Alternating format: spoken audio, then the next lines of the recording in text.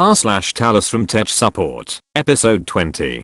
When someone takes your words too literally. Long time ago, somewhere in the 1990s, I was the guy in the family who you would call if you had any problem with your computer. I'm still nowadays. Building my own computers, having a job at a help desk next to my studio. You get the point, the family nerd. In those days, my father called me because he had to install a program and wasn't sure how to do it. So on the phone, I was living about 600 kilometers away from home in the city of my university, guiding him through the process. Get the plastic off, insert disk 1, yes the disk with 1 at it, and the written side up. Type cd, type install, now wait. Yes, it is supposed to do the noise. System asks for disk 2. Insert disk 2 and press enter. Going pretty well so far. System asks for disk 3.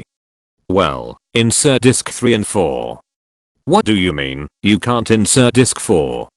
It won't fit. My father told, the second and third disk were already very hard to get in.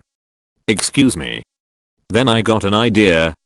Asked him, did you take out disk 1 before you entered disk 2?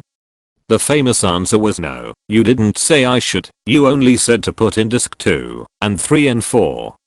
Yes, it was in the time of the 5,25 single-side disks. He managed to get 3 floppies in it. He was so nice to put the PC in his car and drove to my place, instead of letting me on a 2x all-day train trip on a weekend to fix it. Took me a few hours to get the disks out unharmed. I also installed the program for him as he was in my place. My father died long time ago, almost 20 years now, but the story is still one of the favorite family stories at birthdays etc. Subject, email isn't working, and GT, as the only system administrator for a small programming firm, I usually have to deal with rather stupid requests and issues. We also still use Exchange 2010 and are in the process of migrating since I took over. However, everyone has been a bit hesitant to move since they don't like the look of Outlook 2016 and GT. One morning I walk in and everything is business as usual, but I receive a Gmail notification with the subject line in all caps, email isn't working. As I begin walking to my office, the VP of sales frantically signals for my attention, and knowing her habits as a user, I grimace and brace myself for her usual ineptitude. She immediately starts yelling at me in GT, VP, the email server is down. I just sent you an email to let you know about it. I can't do any of my work without email. This is so frustrating that you guys don't react immediately to this. At my last company, those IT guys knew when the servers went down before anyone else noticed, and GT, you sent me an email telling me the email server is down from your company mail account, and GT, VP, yes of course I did, how else could I tell you guys it isn't working? Why don't you take these things seriously, she states while rolling her eyes and throwing her hands in the air for added effect. At this point I can feel my frustration in my face and try to compose myself, and GT, you sent the email to my personal account. I received your email. Are you seeing any errors when sending emails? And GT, VP, just fix the damn email server.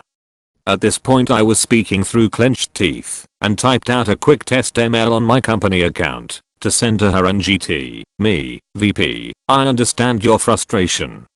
But I can't fix a problem that doesn't exist. I just sent you an email on my company account. Did you receive it? And GT, VP, of course it works. If you send it, you're the IT guy. I'm going to call the SHIO about this, and GT, I decided to just saunter over to my office and await the confused and frantic call of my SHIO. Instead I receive an email from him stating, don't worry. I know it's working. Just ignore her, she blew a huge deal because she forgot to send an email and wanted to blame it on it. I checked the mail server and didn't see anything stuck in the outbox. We're all clear. As I slowly chuckle to myself, she bursts into my office, which also happens to be the server room, and GT, VP, you need to set me up with webmail, and GT, you're already set up with webmail. Everyone is. I've already sent out several email with instructions on how to access it. You literally replied back to me telling me you refused to use it because you didn't like how it looked in GT, VP. Well, I want access again in case the server goes down again and email doesn't work in GT, me. If the mail server goes down and email doesn't work, webmail won't work. It's the same thing. We're in the process of moving to a hybrid solution to prepare for situations like that, but for right now there's nothing we can do other than troubleshoot the issues that arise in GT, VP. Then why does my Gmail and Yahoo Mail work? You don't know what you're talking about, and GT, me, we don't have a Gmail or Yahoo Mail server. We don't even manage those. That's completely different from our email and GT, VP. I'm going to tell Shio that it is unable to help me, and GT. After she storms out, I go about my day, letting the soothing white noise of server fans and constant echo relax me. At the end of the day I receive a text from the Shio. It turns out she had sent too many emails to a potential client and had gotten blocked, but chose to delete the error messages she was receiving because she thought it was spam and GT. Unfortunately this was normal behavior, and since she is close to the CEO, I still have to deal with her on occasion. Edit. To the mysterious gold benefactor, thank you for giving this plebe a chance to experience the elusive r/lounge. Did I stutter? A long time ago in a land far, far away, your humble narrator served the university as supervisor of the tier 1 help desk. From my tiny office crammed with myself and as many as 3 student employees, we answered the call to action from confused and anxious students, faculty, staff, and guests who were experiencing problems with technology on site. Cast, $ME, your humble narrator, supervisor to team, and observer of the situation OSE, my student employee, one of the good uns, who takes care of her business with grace and skill. Hero of this story $AP, annoying professor and the antagonist of our narrative.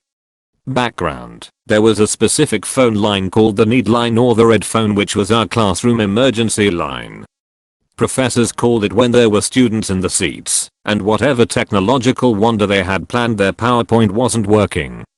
Calling it would ensure an immediate escalation to tier 2 techs to ride to the rescue, respond to solve the issue. What went down? The red phone rings and OSE answers the phone. I'll listen to her interacting $AP, a professor who has a reputation for being a jackass to it already.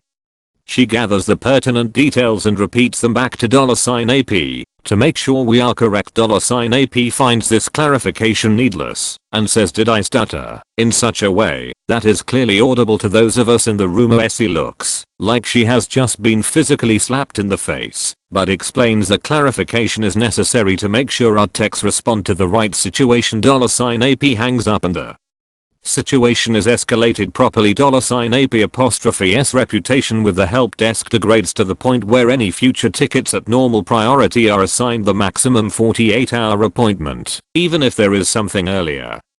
TL/DR. Professor is rude to the people trying to help him and develops a bad reputation among same. That guy is a real jerk. Little bit of context. I work for an internal ed department. We try for all our help desk ticket come in via the help desk ticketing system. We always try to respond via email, so there is a record to fix the issues. When we can't, we'll remote in, or in the local cases, go up to the physical device. And here begins our story. I got a help desk ticket that came in, don't even remember what for, and was emailing back and forth with the user to get it resolved. I kept asking him to do a task, and he kept saying it was done, but it hadn't fixed the problem. Obviously he was doing it incorrectly or not doing it at all. Shocker, I know. I was starting to get a bit short with the user, because it was a simple task and he just wasn't getting it. I said fine, I'm going to send Bob up, not real name. Bob was busy, so I ended up going up there instead.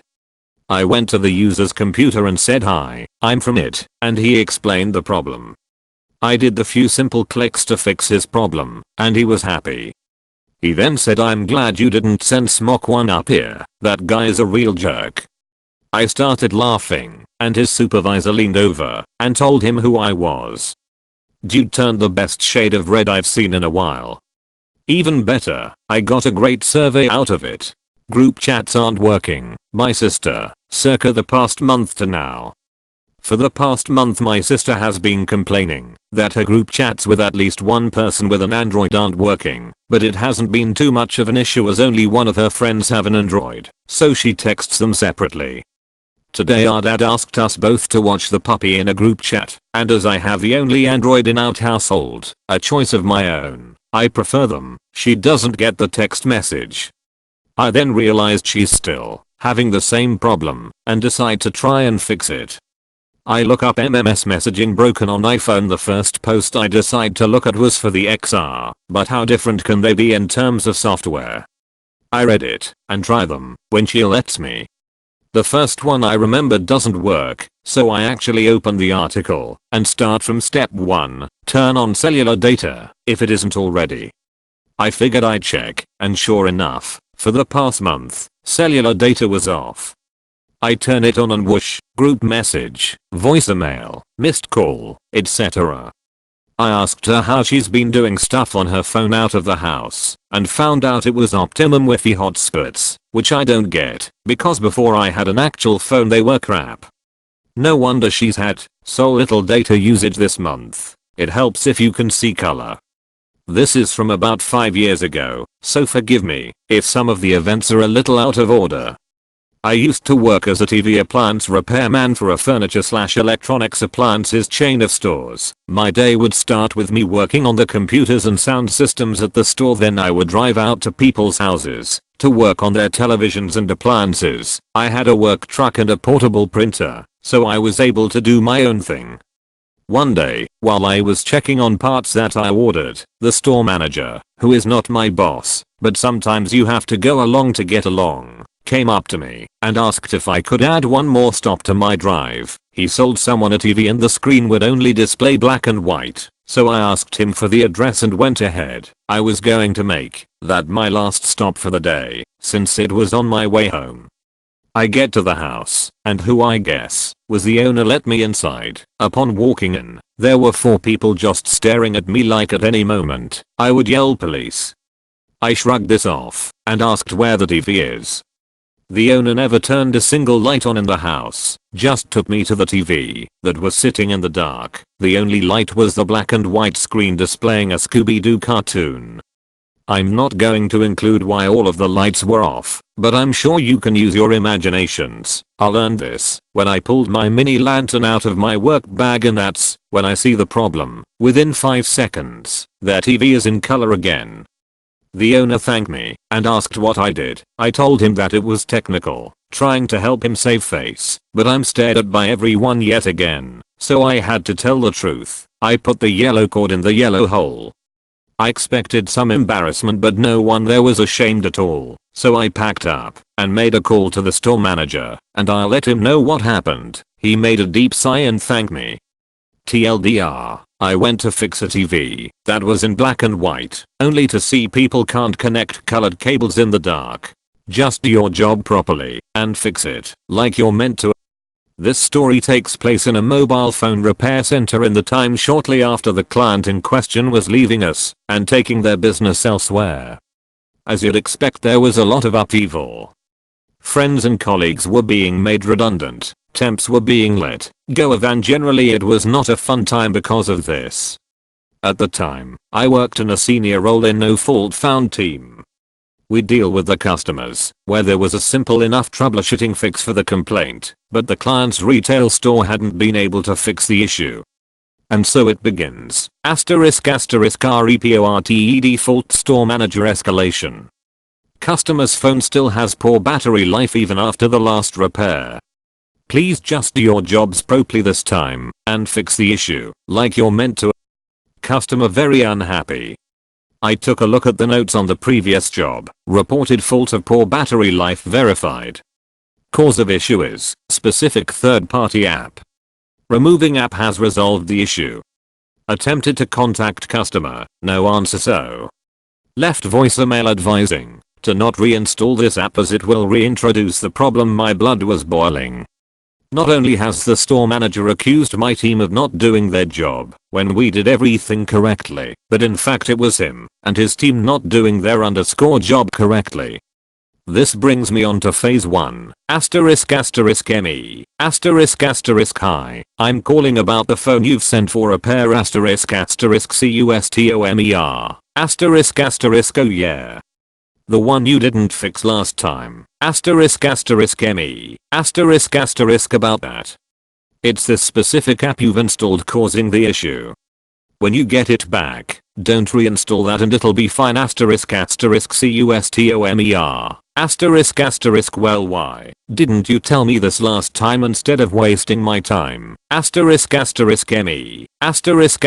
We tried to call, but didn't get through, so left a message. However, the store have all the relevant troubleshooting guides to have fixed this within a few minutes of you walking into the shop. So really they cold sorted this in 5 minutes without you needing to send it off to us at all.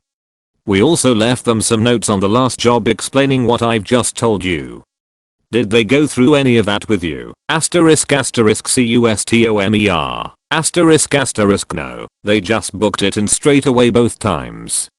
The customer did a complete 180 from being mad at my team to being furious at the store, and I'd made it clear that the store had all the resources there to sort this issue out, but for whatever reason, hadn't. The customer was very keen to discuss this in person with the store manager. Phase 1 complete. On to phase 2. **ME. Hi. I'm calling from your repair center. Can I please speak to the store manager in relation to this job? Store manager. Yeah. You guys didn't fix this customer's problem the first time round, so it's back with you again. The customer is not happy. Have you got it working again now? **ME. I'm actually calling with regard to your notes claiming that we need to do our jobs properly, store manager. Well, yeah. It was still faulty after you sent it back. **ME. No.